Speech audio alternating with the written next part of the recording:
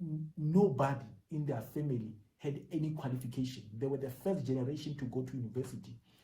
You know, when you hear the stories of these people and you hear how their institute supported them, you realize that in South Africa we have an issue. We have people in positions that are just academic, but they are not support staff. They have no heart for people.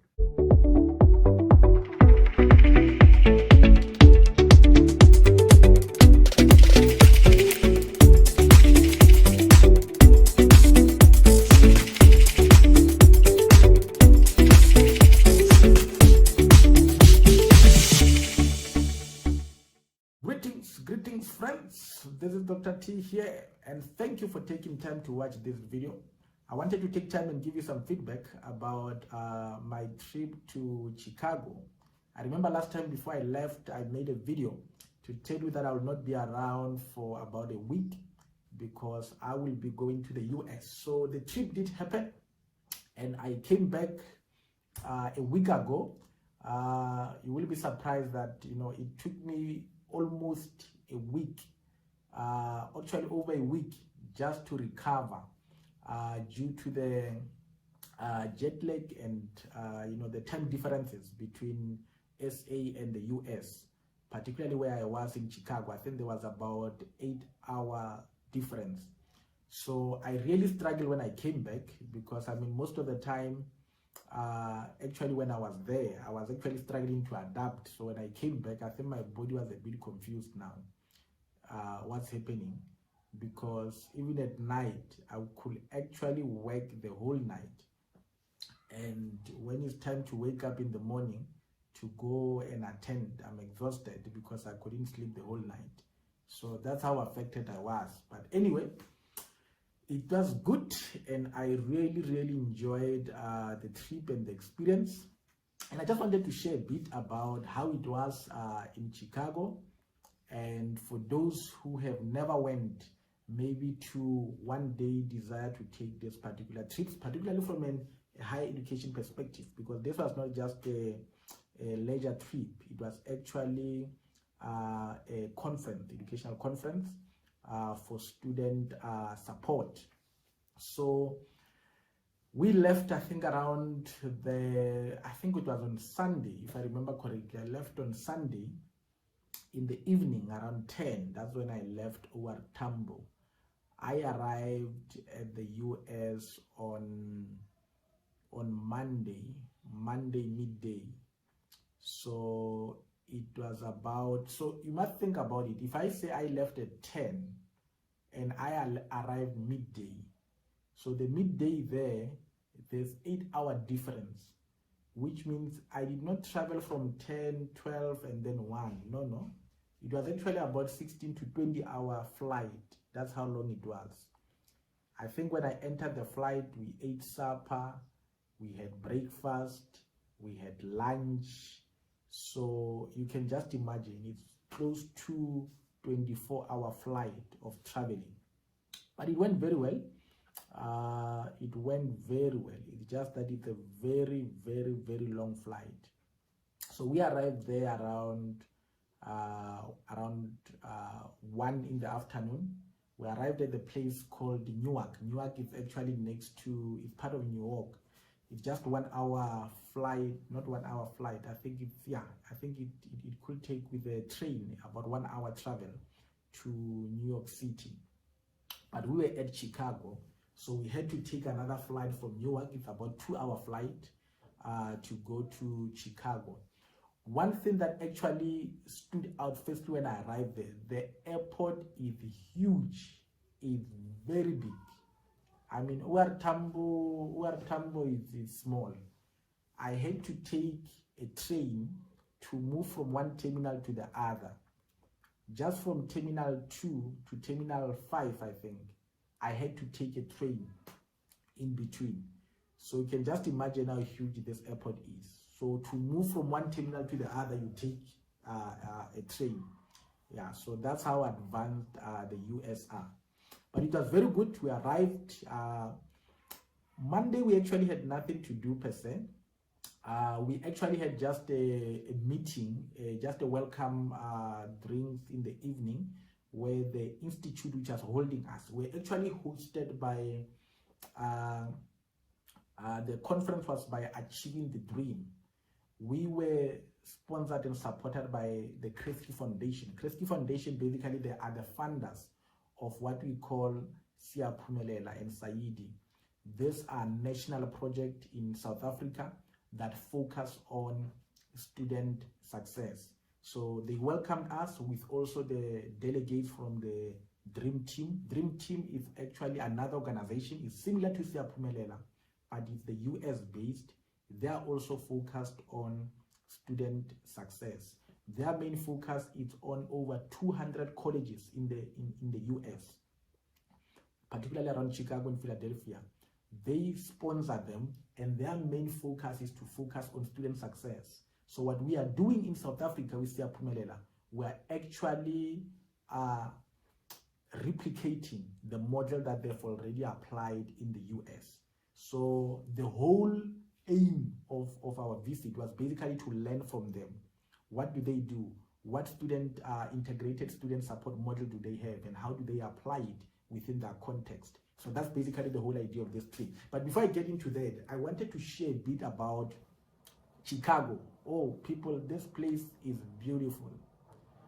It is beautiful. I've got pictures and videos that I took just looking outside my window. This place looked so beautiful.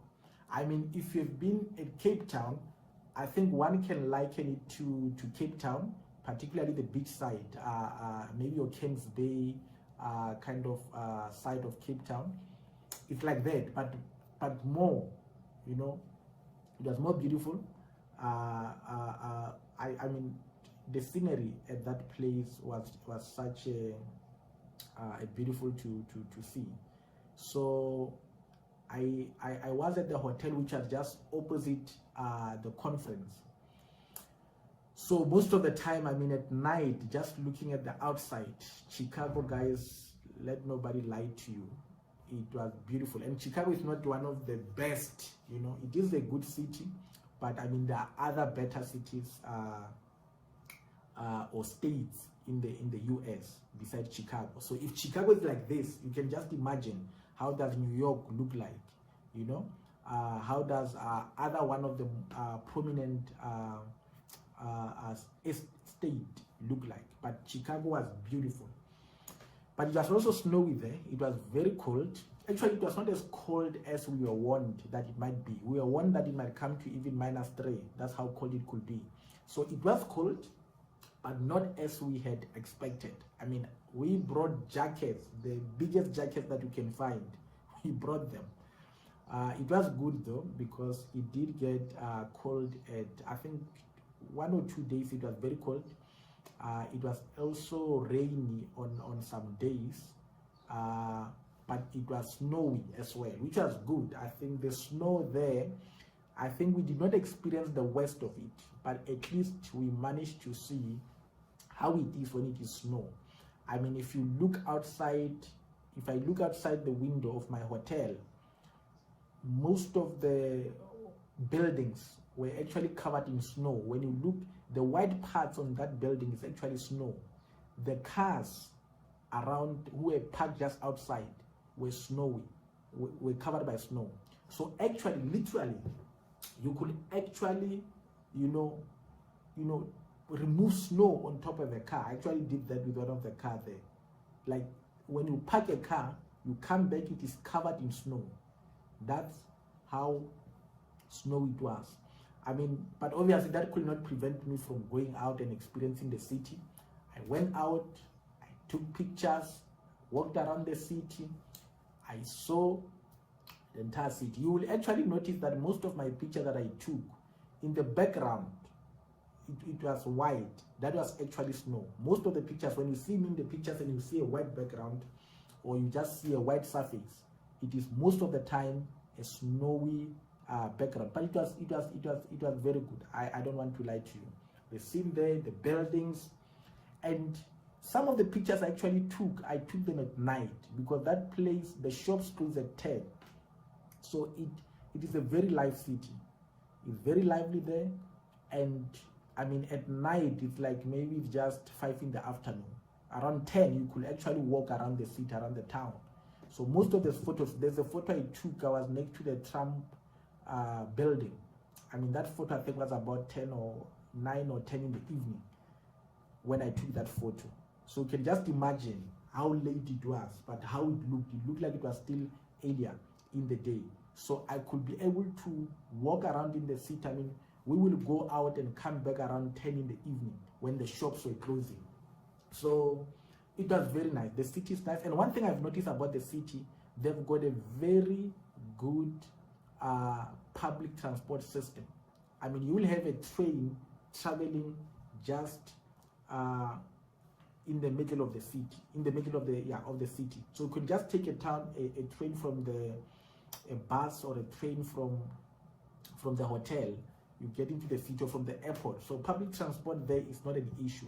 I don't even think these are the cities where even driving, you know, it's not that important. You can actually get around everywhere you need to go without even driving, because when you go around the city, most of the institutes, Chicago's got various colleges just around the city. It's a walking distance.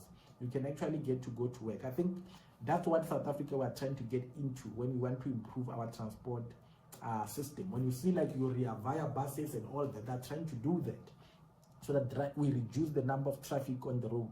But they have it. I think it works very well with them. The transport system is just basically very simple. You can actually get around very easily. And I also had to go to, luckily when we arrived there, it was also what you call the car show. Basically where we were, there was also a car show that I managed to go and have a peek. So they were basically showcasing the latest car that have just been released. So this place was so huge, but I must say it was very expensive. It was very expensive. I mean, just to drink coffee, you needed to at least have budgeted well to be there. So you must understand, dollars and rent is not doing very well. So when you are there, you really need to make sure that you are managed to be able to enjoy, at least to drink coffee and enjoy your coffee. So yeah, guys, I really enjoyed Chicago. I took a lot of pictures, a lot of them. I don't know, I think I wanted to do some a collage of them and just share them with you. But let me get to the conference. The conference was the best. It was my first time at Chicago, but also my first time attending Achieving the Dream. Most of the people, it was their 5th time, according to the number we've been on Siya Phumelela. But for me, it was the first time.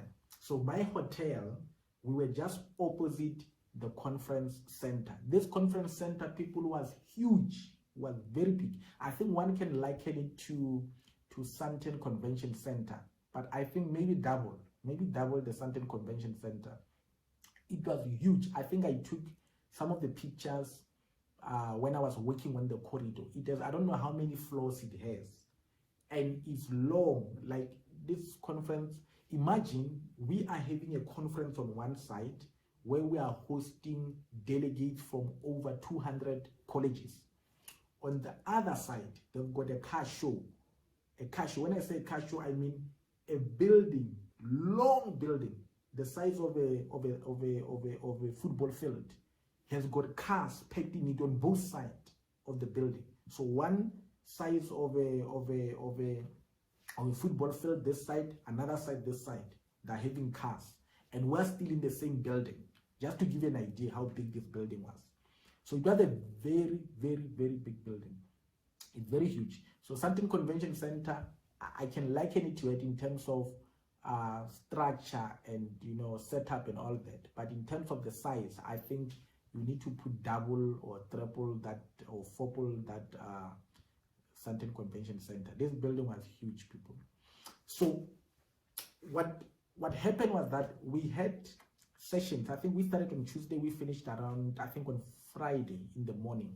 So in the first day, they had a plenary. Plenary, basically, you are all in one conference room and then you have delegates from achieving the dream and from government making presentation and sharing about student success and what they do, and the partnership between the government and the colleges and the organization, the achieving the dream and what they do. I think it was very beautiful to watch, and also to see the state. I mean, this building was packed with government official, achieving the dream official, college executives. You've got your VC there, you've got senior lecturers, professors.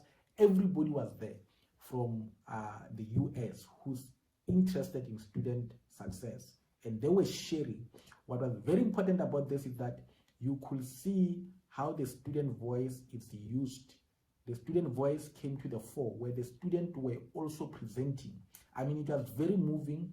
I mean, I saw people in tears when they hear the stories of students who come from severe, dire background. They were sharing about how impossible, how dire it was, where they came from. But they managed, through the support of the higher education or the college system, to be able to overcome their situation and get their college qualification. So basically, that's what they wanted to showcase. What they wanted to showcase, the gist of the whole conference, is to show that we support any student can succeed academically. That's what they wanted to show.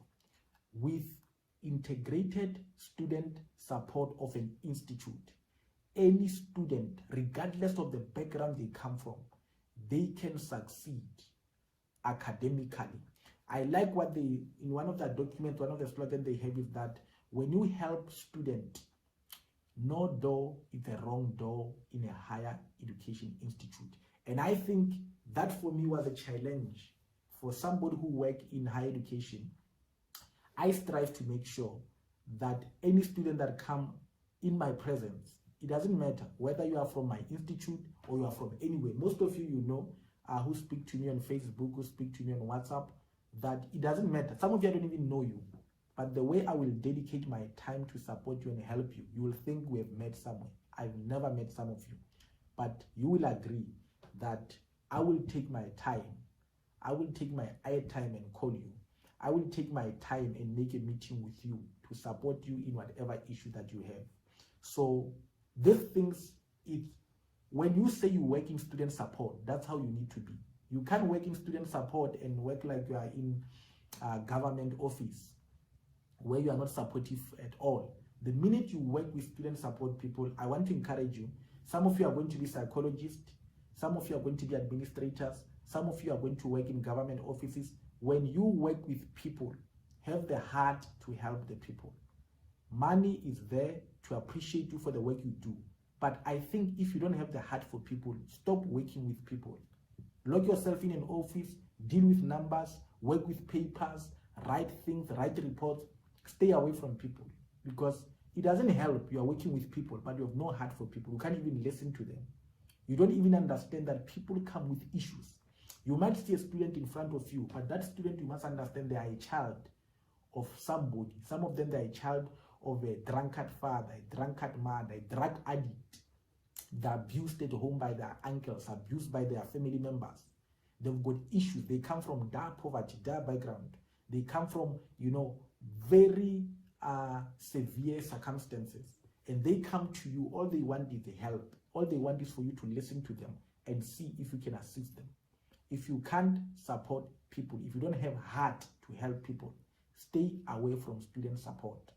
Just simple as that. Stay away from it. We want people in student support who can be able to help people. And I want to encourage you that those who are following courses in psychology, administration, sociology, whatever field that is more professional within higher education, position yourself for position that will allow you to work with students in order to help the situation that we are in. Some of you have got issues with NSFAS.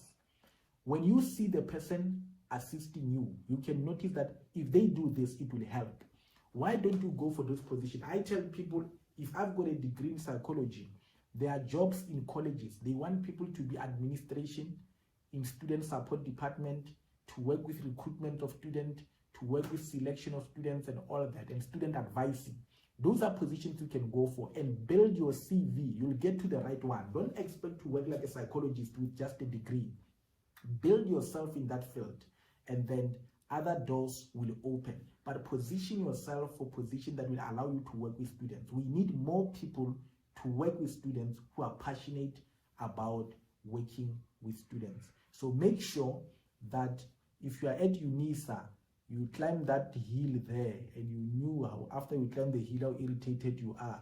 The least you want is somebody who helps you, who likes helping students. If you can't find that people, become one of them. Be considerate that, hey, there are people who climb hills here. They come here angry already, not because of us, because of the because of the hill they've been climbing, you know.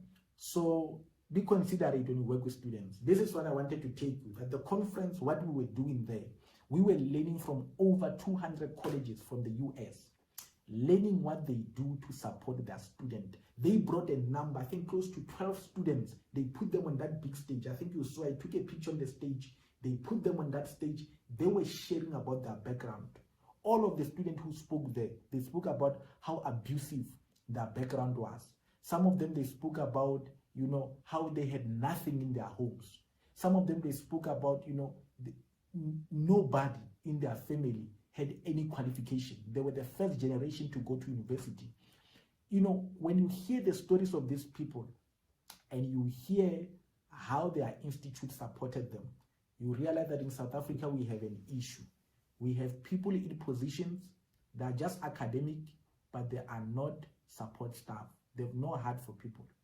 So I want to encourage you, don't only look at academic posts. That is why for me, honestly speaking, I've really thought about my career path. And there's a reason why I never followed academia. I've got my own reason, I've got my own reservations. But I think one of the reasons I took the path that I took was because I really wanted to help students. Because I was once a student and I experienced very bad administrators. I experienced very bad people in the front desk who have no heart for students. I don't know what they're doing there. You know, they just waste time in front of people. Don't be like that. I want you to go there, take the positions. We don't want people who are just there to earn their salary. They can't do their job. They have no interest. I mean, you ask a simple question. I remember I was speaking to somebody, asking them, can you give me the number of a class rep? I was at another institute this week. I asked another person, I said, give me the number of the class rep. The person is a student advisor. I'm asking the number of the class rep. He said he doesn't know. I said, do you know anybody who can help me? The person never responded. Even now, imagine the week past, he's not responded, but he's working with student support. There's a problem, I'm telling you. There is a problem. If you are helping students, a message comes, you just decide to ignore it. A message comes seeking for help, you decide to ignore it, but it's your job. It's worse even when it's your job. So that people, I'm telling you, they will discourage you. But I don't want you to give up. I don't want you to give up. There were delegates of South African people who were at Chicago with us. I think we're close to 35. There were close to 35 delegates from South Africa. UF was there, was presented through the Prof. Stradom was there. Vets was there, was also presented. There were colleagues there in business management office. Innocent was there, Mr. Mavura. University of Fort Hare was also presented. The staff were there from Fort Hare. University of the Northwest was also presented. Cape Peninsula University, CUPT, was also presented. University of Venda was presented. University of UP was also presented there. What university? NMU was presented. NMU, University of the Western Cape, the way people from the University of the Western Cape, they're actually doing a lot of work in the Western Cape. Nelson Mandela, UKZN was there. The Dean of Students was also there from UKZN. So almost UCT was also present. Yes, UCT was present as well. And other institute. I mean, Prof. Delegates was there, the former Vice Chancellor of UP. She's now at, I think it's what, Australia? Yeah, Australia or something. She came with a delegate. That's how dedicated she was to academic support. If you remember her from UP was very dedicated to student success during her time. So she's still dedicated to that. She was there. And there was also delegate from CHE, the Council for Higher Education. Delegates were there. So we were very well represented at that conference. So majority of the institutes in South Africa were there, which means in your institute there are people dedicated to students. UNISA was not there. UNISA was not there. I can tell you, nobody from UNISA. So maybe that's why you are having the issues you are having. Nobody from UNISA. University of Limpopo, nobody from University of Limpopo, nobody from Mpumalanga University, nobody from Mangosuthu, nobody from Mangosuthu University. I think Fort Hare, was Fort Hare there? I can't remember if Fort Hare was there. I can't remember. I suspect. I know, yeah, Fort Hare, I don't know. Rhodes, I know it's not there. Stellenbosch, I know it's not there. But these are doing well in university. Probably they don't need anything. They've got over 90% pass rate, so they might not need any support. UJ was there. UJ was there, yes. The colleagues from the CAT, part of PsyCAT, were there. What other institute? TUT, no TUT there. Yeah, so basically, I mean, those are mostly the institute which were there, but the majority of the 26 institutes were represented and they were there. So basically, after the plenary, we basically attended the different sessions that focused on different topics related to academic success, integrated student support model. So basically, to understand how they develop the integrated student support model. And I think the experience, guys, just to learn from what people do, I think what really impacted me was, beside the story of the learners, to see the impact that support can have when people are fully dedicated to supporting students and making sure they succeed. I think it's seeing the staff members, how dedicated they were in making sure that their students succeed in the academics. I think for me, that was very impactful. And that's what we bring back home, people. And we hope that we'll be able to make change in our own institute. But I wanted to share with you so that you also follow in this particular footsteps. Particularly if you are a psychologist, you like helping students, don't just focus on academia. Also focus on support and administration. Our job is very administrative, but you are supporting students, you are in the forefront. Imagine in student development, dean of students, if you can check, majority of deans of students, they don't have a PhD, because the people who go there are more from a political background. They are former SRC people, they go there, they work at the rest and all that. Because most of you who are learned, who are not in politics, you don't get into those particular space, you know. And when people do a toy, because they've got nobody to groom them and to teach them, you complain. You need to occupy those particular spaces. So I want to encourage you, and I thank you for watching this video. Remember, this month of March, April, I will be focusing on helping people who want to get into psychology. I will also be sharing some videos of entrepreneurship. I think I'm planning a live entrepreneurship interview with one of the ladies, I think from SAB. There's a big funding that they have for people in entrepreneurship. Watch out for that advert. I'm going to put it here on YouTube. An advert about entrepreneurship, where they provide funding. So if you've got a business, I usually encourage you, don't just be a student.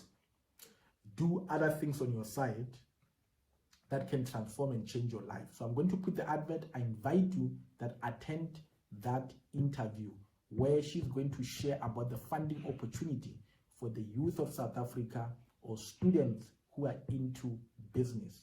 And there are many videos that I've done which speaks to different topics about careers. I wanted to share this with learners at high school, learners at varsity, with students at varsity, learners in high school. Share these videos because we look at different career paths, different career options.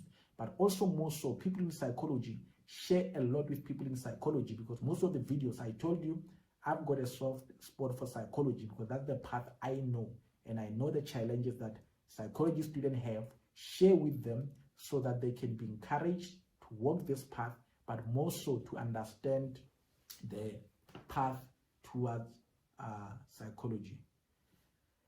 Keep well, and I encourage you that continue living life to the fullest. Share with this video with as many people as possible. If you enjoyed it, please click the thumbs up button and like this video and share it with as many people as possible. If you have not subscribed, make sure you click the subscribe button below this video. I love you and keep well.